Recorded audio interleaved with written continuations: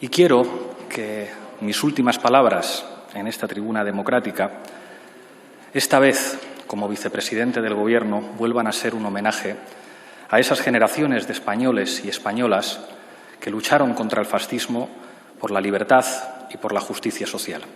Porque fueron, somos, porque somos, serán.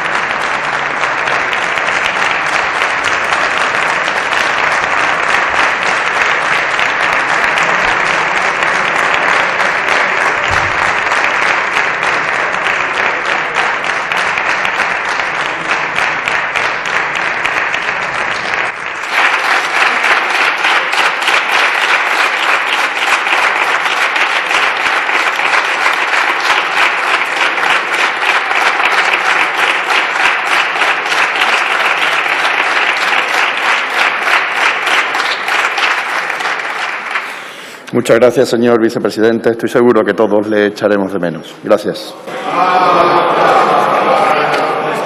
Pablo Iglesias ha tenido que escuchar todo un rapapolvo de la diputada de Vox, María Ruiz, en su último debate en el Congreso. Señor Iglesias, ha anunciado usted que se marcha voluntariamente y que deja la vicepresidencia del Gobierno de España y el Ministerio de Derechos Sociales. Sorprendentemente, después de todo lo que tuvo que hacer para entrar en el Gobierno, de tener por fin en sus manos el poder que tanto deseaba, ha decidido abandonar, despreciando el grandísimo honor que supone trabajar por España.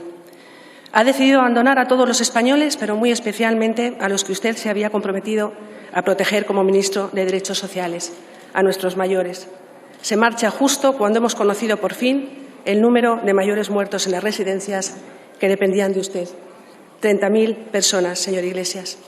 30.000 mayores por los que usted no hizo todo lo que pudo, por los que usted no se dejó la piel como debía. 30.000 personas mayores que nunca han sido su prioridad. Pero antes de que abandone cobardemente, antes de que huya vilmente a combatir en las trincheras imaginarias de esa guerra que se ha inventado y que no existe más que en sus delirios, tengo la oportunidad de preguntarle lo mismo que le pregunté la primera vez que subí a esta tribuna el día 29 de abril de 2020. Tengo otra vez la oportunidad de intentar que me explique qué medidas ha adoptado y va a adoptar su Gobierno, este Gobierno al que todavía pertenece, para proteger a las personas de mayor edad en España, aunque de sobra sepa lo que me va a contestar. ¿Y sabe por qué sé que no me va a contestar? Porque no puede contestarme. ¿Sabe cuántas reuniones ha mantenido usted para interesarse por la gestión de las residencias durante la pandemia, según consta en el portal de transparencia? Una sola reunión. Una reunión de hora y media el día 20 de marzo, hace ahora un año, por videoconferencia. Una sesión extraordinaria del Pleno del Consejo Territorial de Servicios Sociales y del Sistema de Autonomía y Atención a la Dependencia, en la que se acordó que fuera el Ejército Español el que se encargara de distribuir el material de protección cuando se dispusiera de él. Fíjese si hace tiempo. Y se acabó, señor Iglesias, ni una sola reunión más. No me puede contestar porque usted se marcha sin haber pisado un solo hospital, porque usted abandona sin haber pisado una sola residencia, porque usted huye sin haberse reunido jamás con los representantes de estos centros de los que era responsable. Fíjese si le importan a usted los mayores, su seguridad, su bienestar y su vida.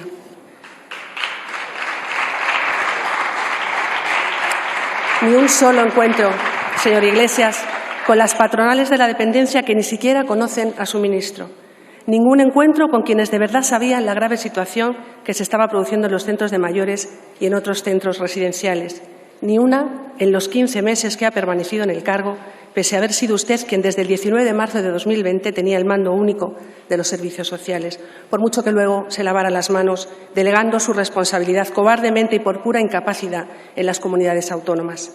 Hasta 5 veces, señor Iglesias, intentaron contactar con usted las residencias en los meses más críticos. Hasta 5 veces. No una, ni dos, ni tres, señor Iglesias. 5 veces. Una el 27 de enero, al comienzo del caos. Otra el 3 de febrero, en mitad del caos. Otra el 20 de marzo, justo después de asumir usted el mando de coordinación de estos centros. Otra el 24 de marzo, tras el terrible hallazgo de ancianos muertos y abandonados en las residencias. ¿Se acuerda, señor Iglesias? Porque aquello no fue una pesadilla, se lo aseguro. Aquello pasó, fue real y no deberíamos olvidarlo nunca para que no volvamos a pisotear jamás de esta forma la dignidad de nuestros mayores. Aquí mismo le mostré a usted la orden que su Gobierno emitió el 22 de marzo para que la UME protegiera las residencias de mayores e interviniera en todas las que lo necesitaran, por indicación suya, por indicación de su vicepresidencia. Las residencias volvieron a intentar contactar con usted el 30 de marzo y, por último, el 5 de mayo, y usted nunca les atendió. Hizo oídos sordos a quienes lo único que pretendían era intentar coordinar con el Gobierno nuevos protocolos, solicitar material de protección y proponer medidas y posibles soluciones. Tampoco quiso convocar a las patronales del sector a participar en las reuniones del Grupo de Trabajo en las comunidades autónomas, que se creó posteriormente para abordar la situación de estos centros y que se reunió por primera vez el pasado mes de agosto. Y no quiso hacerlo pese a la insistente petición por parte de sus representantes. Allí estaban todas las comunidades autónomas para intentar articular medidas ante los nuevos rebrotes que se estaban produciendo, para analizar los mecanismos de coordinación con las autoridades sanitarias y para atender la situación de los centros sociales residenciales. Sin embargo, no estaban quienes de verdad conocen la situación de estos centros, porque usted no les invitó. Pero, lamentablemente, señor Iglesias, su legado no son solo los 30.000 mayores muertos en nuestras residencias, casi la mitad de los fallecidos totales de esta maldita pandemia. En realidad, señor Iglesias, usted se marcha dejando, tras su nefasta gestión como ministro de Derechos Sociales, un número mucho mayor de víctimas. ¿Ha leído usted los datos recogidos en el dictamen del Observatorio de la Dependencia elaborado por la Asociación de Directores y Gerentes de Servicios Sociales? ¿Sabe que el exceso de mortalidad entre los dependientes subió más de un 30% el año pasado y que eso supone el fallecimiento de 50.000 personas más de lo esperado?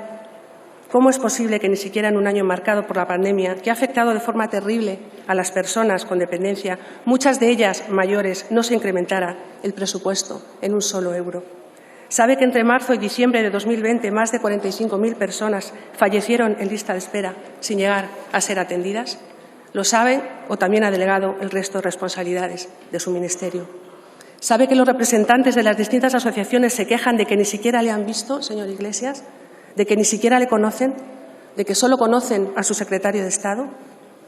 ¿Para qué quería ser ministro de Derechos Sociales, señor Iglesias, si no pensaba ejercer como ministro de Derechos Sociales?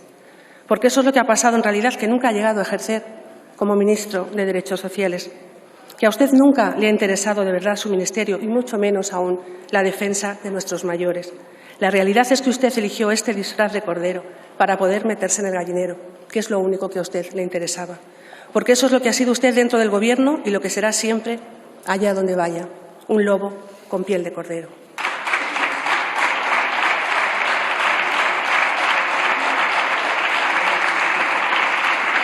Señor Iglesias, si usted hubiera tenido verdadera vocación de ministro de Derechos Sociales, si usted hubiera ejercido alguna vez como tal, no hubiera dejado siempre todo en manos de su secretario de Estado y de sus asesores, no se iría ahora dejándolo todo a medias, no se iría ahora que tiene la oportunidad de cambiar todas esas cosas que supuestamente venía a cambiar, el modelo de residencia, el modelo de cuidado a las personas mayores. ¿Se acuerda? Se marcha, señor Iglesias. Su marcha, señor Iglesias, es la constatación de lo poco que le importan todas estas cosas y la constatación de que ha usado su posición de poder para su propio interés, para tratar de destruir desde dentro nuestro Estado de Derecho, para acabar con la democracia e imponer su comunismo de salón, ese que se hace con la cuenta corriente repleta desde una casa de lujo y un coche oficial. Dice que se marcha a salvar Madrid cuando no ha sido capaz de salvar España. Dice, señor Iglesias, que un militante debe estar allí donde sea más útil. ¿Pero qué militante, señor Iglesias? Usted no es un militante. Usted es el vicepresidente del Gobierno de España. Y si ha sido incapaz de gobernar un país, dígame cómo piensa gobernar una comunidad. ¿Se ocupará ahora de las residencias de Madrid cuando ha sido incapaz de hacerlo como ministro responsable? Señor Iglesias, usted ya ha fracasado como vicepresidente del Gobierno y como ministro de Derechos Sociales. Usted ya le ha fallado a España y a los españoles, así que no nos hable de utilidad. Ha sido inútil para gobernar España y será igual de inútil para gobernar Madrid.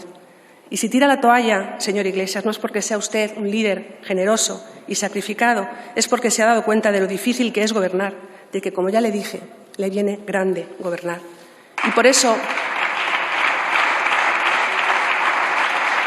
prefiere volver a lo que de verdad se le da bien, con la ventaja de que puede hacerlo prácticamente por el mismo sueldo. Qué fácil es poder volver a la guerra de trincheras que tanto le gusta, subvencionado con el dinero de todos los españoles.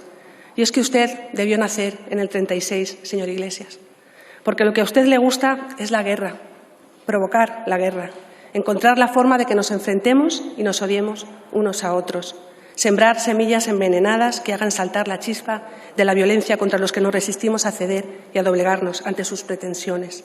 Y por eso miente, inventa, calumnia y difama sin piedad. Y por eso escapa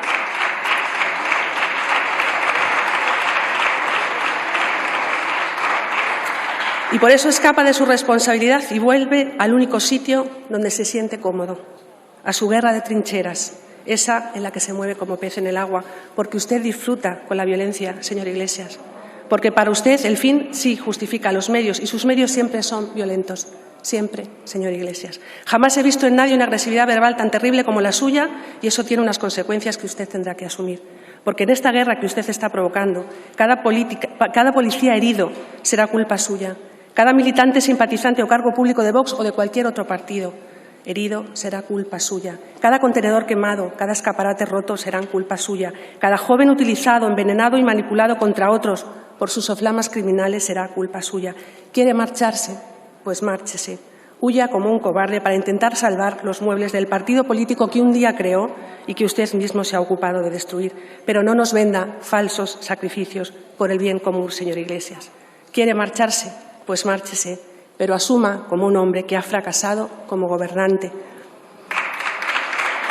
y que le ha fallado a todos los españoles y muy especialmente, señor Iglesias, le ha fallado a nuestros mayores. Muchas gracias. Gracias.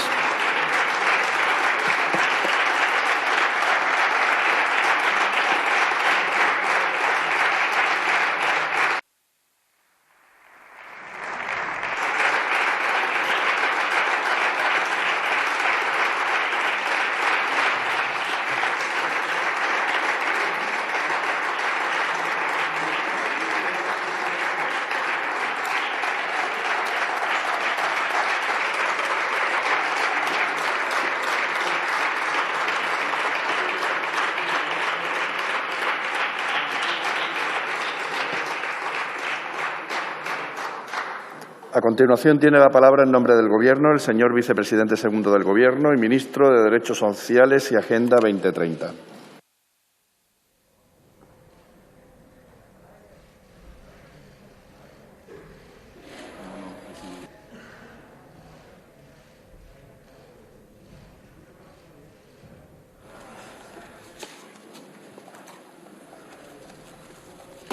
Gracias.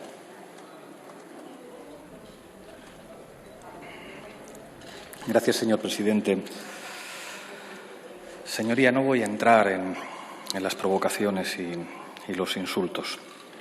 Es terrible, es preocupante que haya en este Congreso de los Diputados una fuerza política que hace abiertamente apología del terrorismo de Estado, del terrorismo de ultraderecha.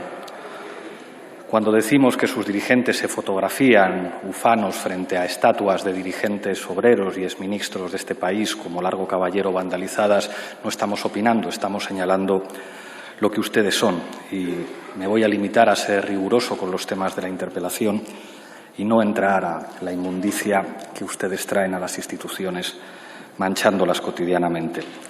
Me llama la atención, eso sí, una llamativa falta de coherencia. Hasta hace una semana ustedes me reprochaban que no me fuera y cuando me voy ustedes me reprochan que me vayan. Incluso para mentir, una cierta coherencia estaría bien mantenerla. A propósito de las medidas que van a permitir reforzar y proteger los derechos de las personas mayores, como ustedes saben, se ha puesto en marcha un plan de choque en dependencia que además hemos firmado con los sindicatos y con las patronales que revierte en un solo año los dolorosos recortes que hicieron sus socios del Partido Popular al sistema estatal de dependencia. Esto es especialmente importante porque muchas de las personas dependientes son personas mayores. Además, este plan de choque prevé una subida de hasta 3.500 millones de euros entre 2021 y 2023. Ustedes insultan, nosotros hacemos política y traemos las informaciones con rigurosidad en los datos.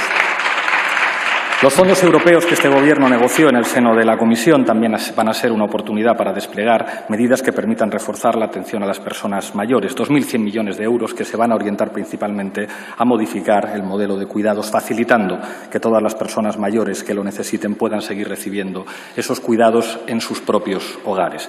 Por supuesto, los derechos de las personas mayores se protegen también garantizando un sistema público de pensiones suficientes en el que esté asegurado el mantenimiento de su poder adquisitivo. Ese era uno de los puntos que logramos incluir en el acuerdo del Partido Socialista y Unidas Podemos. Ustedes fueron el único partido que no apoyó la subida de las pensiones. Eso las personas mayores lo tienen que saber. Me ha hablado usted de la gestión de las residencias durante la primera ola de pandemia y me ha dicho usted por qué no me hago fotos. Para hacerse fotos con una pala recogiendo nieve después del Filomena o hacerse fotos poniendo en riesgo la salud de los ancianos, ya tienen ustedes a su socio de gobierno. Nosotros hacemos política, no nos hacemos fotos. Pero le voy a decir todo lo que hemos hecho. Como usted bien sabe, nuestra labor fue la de reforzar y ampliar las competencias de las comunidades autónomas para que éstas pudieran hacer frente a una crisis sanitaria de dimensiones inusitadas. Las competencias de la gestión de las residencias no solo permanecieron en las comunidades autónomas, sino que fueron reforzadas. Y no es que lo diga yo, lo dijo la presidenta a la que ustedes defienden en la Comunidad de Madrid en una entrevista en Telecinco junto a Sonsoles Onega. Tal y como he hecho otras veces, le voy a leer textualmente, para que esto no sea opinable, la orden del Ministerio de Sanidad del 23 de marzo de 2020. Se faculta a la autoridad competente de la comunidad autónoma, en función de la situación epidémica y asistencial de cada centro residencial o territorio concreto y siempre atendiendo a los principios de necesidad y proporcionalidad, a intervenir los centros residenciales objeto de esta orden. Esta es la realidad, señoría, y esto no es opinable. Lo cierto es que en la primera ola de la pandemia las muertes en las residencias de la Comunidad de Madrid doblaron a las de Cataluña y cuadriplicaron a las de Andalucía. Y creo, señoría, que eso merece al menos una reflexión sobre su responsabilidad. Este Gobierno, tal y como le acabo de leer, facultó a las comunidades autónomas a intervenir las residencias. ¿Y qué es lo que hizo el Gobierno de la Comunidad de Madrid que ustedes sostienen? Le doy un dato. Madrid fue la comunidad que menos intervenciones en residencias de mayores ordenó durante la pandemia en proporción a la cifra de muertes registradas en estos centros, según datos remitidos por los gobiernos autonómicos. El Ejecutivo madrileño al que ustedes sostienen solo ordenó abrir expediente de intervención en 14 de sus 710 centros residenciales. Pero para ustedes debía ser más importante hacerse fotos.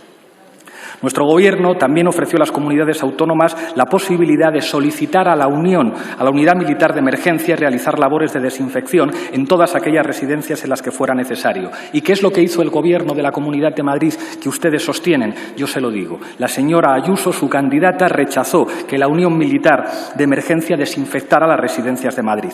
Y creo que aquí la ciudadanía se hace una pregunta muy clara. ¿Por qué la señora Ayuso no quería que la UME entrase en las residencias de Madrid? ¿Cuáles fueron los motivos reales que motivaron que rechazase inicialmente esta posibilidad? Por suerte, el consejero de Políticas Sociales del Gobierno que ustedes sostienen desoyó a la presidenta y sí solicitó la intervención de la UME. ¿Sabe lo que se encontró la UME? Ancianos conviviendo con cadáveres. Señoría, el Gobierno que ustedes sostienen. Distribuimos un fondo social de emergencia de 300 millones de euros para las comunidades autónomas, entre otras cosas, para reforzar las plantillas de las residencias. Para facilitarlo, también flexibilizamos de manera extraordinaria los criterios de contratación. ¿Y qué es lo que hizo el Gobierno de la Comunidad de Madrid que ustedes sostienen? Le leo literalmente el fragmento de un artículo de investigación del periódico Infolibre. Isabel Díaz Ayuso dedicó menos de la mitad del dinero que le brindó el Gobierno a reforzar las plantillas que a comprar equipos de protección. La radiografía del gasto de la Comunidad de Madrid muestra, en comparación con otras comunidades autónomas, que dio prioridad al gasto en equipos de protección individual frente al refuerzo de las plantillas. El Gobierno que ustedes sostienen y con el que se presentan a las elecciones. Y esto es importante porque nos lleva a otro punto crucial: la medicalización de las residencias. Menos fotos y más datos.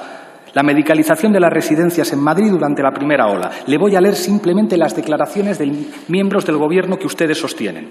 12 de marzo, consejero de Sanidad de la Comunidad de Madrid. Las residencias se van a medicalizar y los mayores contagiados serán atendidos allí mismo.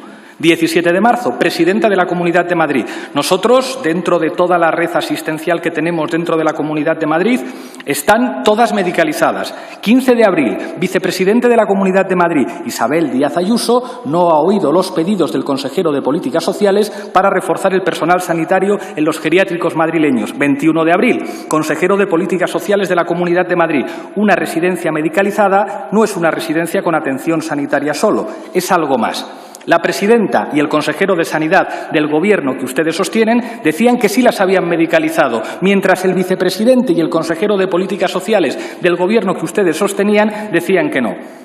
Por suerte, recientemente, Carlos Moore, el cargo político de Ayuso que estuvo al frente de la gestión de las residencias, ha declarado en la Comisión de Investigación de la Asamblea de Madrid que no se medicalizaron porque el personal sanitario inicialmente destinado para ello fue reubicado ¿dónde? En el Hospital Milagro del IFEMA. Menos fotos, más datos y más realidades, señoría.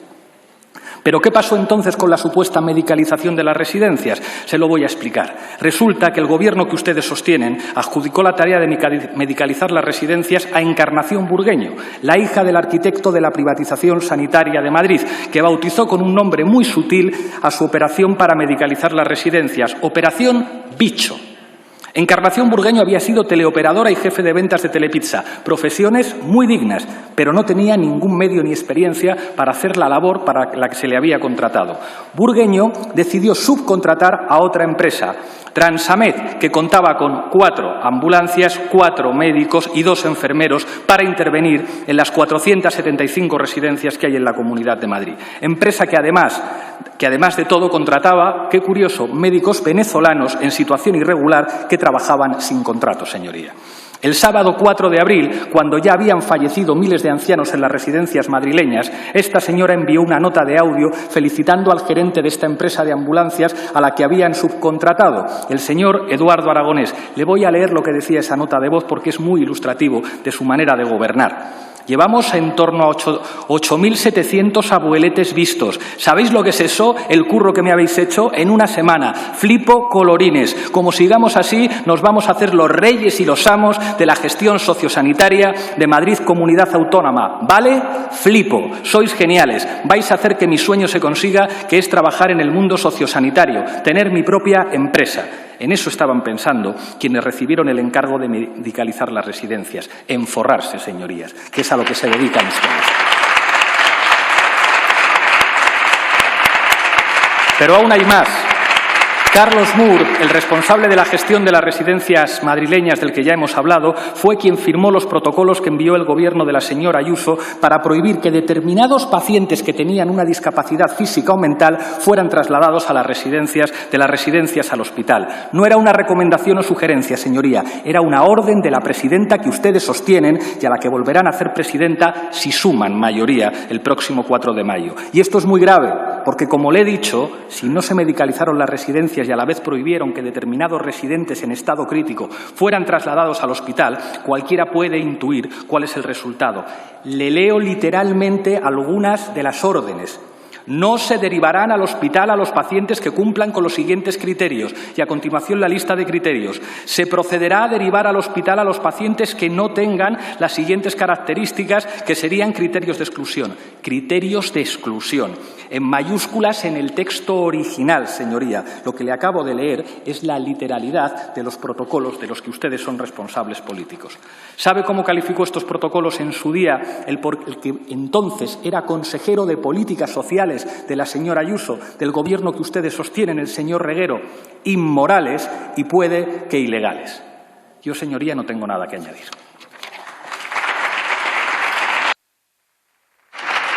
Muchísimas gracias, señor vicepresidente.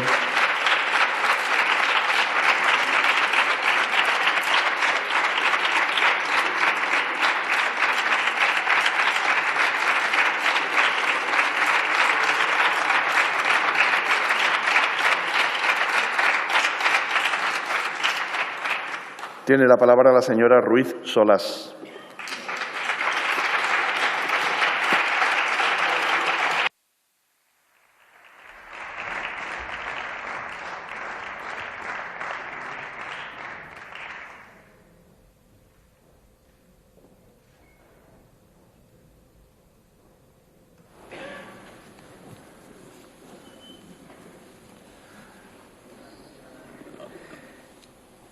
Señor Iglesias, ¿usted sabe quién le ha interpelado? A lo mejor, como no me ha mirado durante toda la intervención, no se ha dado cuenta que soy María Ruiz Solás y que soy diputada de Vox, no diputada del Partido Popular.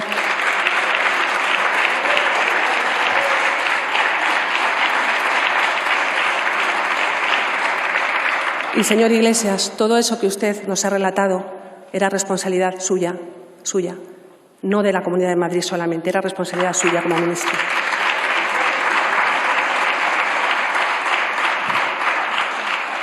Señor Iglesias, como siempre, bla, bla, bla.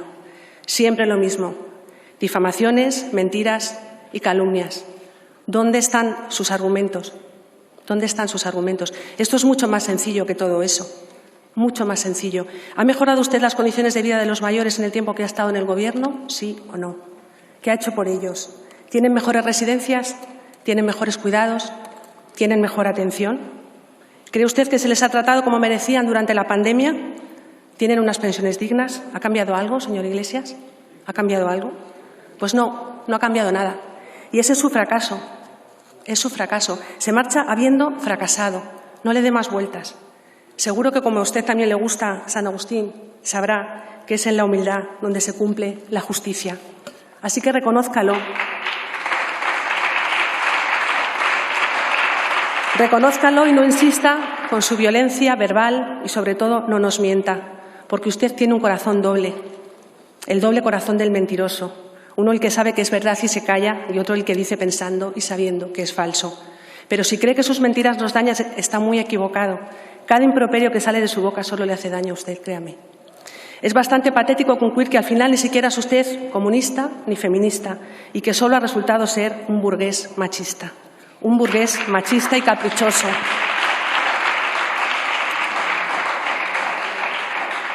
Que solo se mueve por intereses personales, que cree que puede disponer de las mujeres de su entorno a su antojo y que en el fondo no soporta que una mujer se atreva a subir aquí y a interpelarle sobre su gestión. Pues ya lo siento, señor Iglesias, pero es mi obligación hacerlo. Es mi obligación venir aquí a defender la dignidad de nuestros mayores en nombre de mi grupo parlamentario y de todos los españoles a los que representamos. La dignidad de esos mayores que a usted no le interesan porque no le votan, porque no salen a quemar contenedores a una orden suya, porque no le sirven para sus fines. Esos mayores a los que piensan ustedes arrinconar socializando el mal en el seno de nuestras familias con su terrible ley de la eutanasia.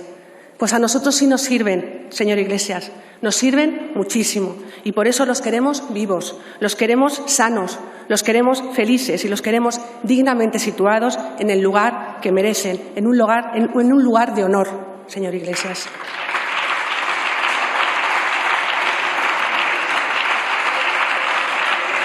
En un lugar de honor. Así que si no quiere usted pelear por ellos, no lo haga. No lo haga, márchese tranquilo, que ya lo hacemos nosotros. Muchas gracias. Gracias.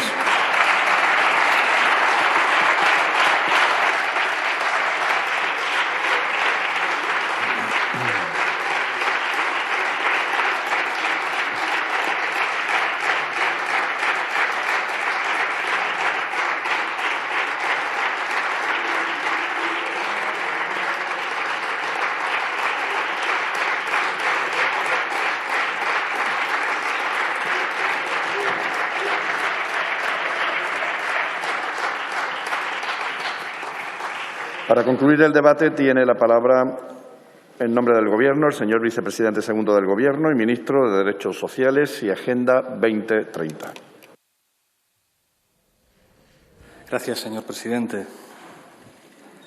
Hace poco más de 5 años tomé por primera vez la palabra en esta tribuna democrática y mis primeras palabras de agradecimiento fueron para las generaciones de españoles y españolas que se jugaron la vida y que se jugaron la libertad para devolvernos la democracia arrebatada. Las gentes que quedan de aquellas generaciones peinan hoy canas. Y quiero que mis últimas palabras en esta tribuna democrática, esta vez como vicepresidente del Gobierno, vuelvan a ser un homenaje a esas generaciones de españoles y españolas que lucharon contra el fascismo por la libertad y por la justicia social. Porque fueron, somos, porque somos, serán.